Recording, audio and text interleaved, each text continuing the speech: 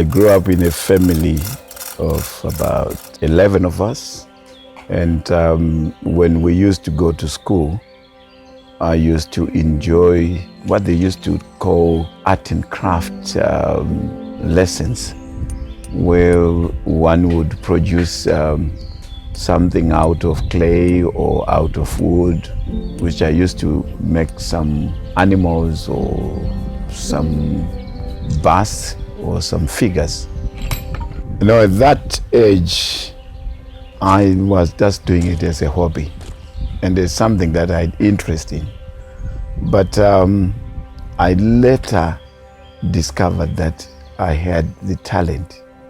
I decided not to pursue with academic education, and I was now challenging my father that I want to go to Job Kekana Art and Craft School.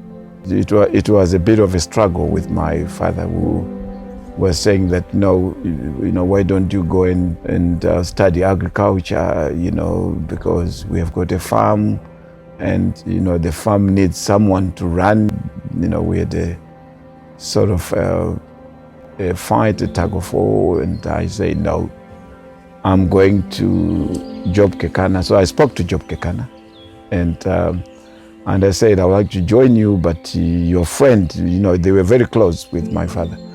Your friend doesn't want me to do art, and, you know, he prefers me to do agriculture. My father had said he was not going to pay for my tuition at Job Kekana. And I never got a cent from my father. I never went back to him to say, can I have some money? I then said to Job, I will pay for my fees when I sell my pieces. So I said, you know, when I sell my pieces, the school will take 15% and 75% will be returned to you. Because at that school they had a small, gallery where pieces which would have been done by him, Kekana, and the students would be displayed. And there was a section for Job Kekana and a section for the students. Then I said, you know, I'm quite confident that what I'm going to produce is going to bring me some money. I'll be able to pay for my fees. And that's how I got to Job Kekana. And for all the time I was there, it was like I'm doing my own thing against, you know, the wishes of my parents.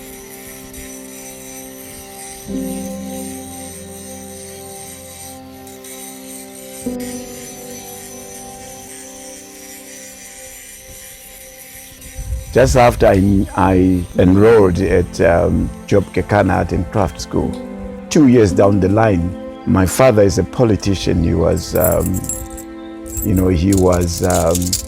was arrested on political grounds, and he was detained. I was then now doing my own thing, and so I pursued with my career. But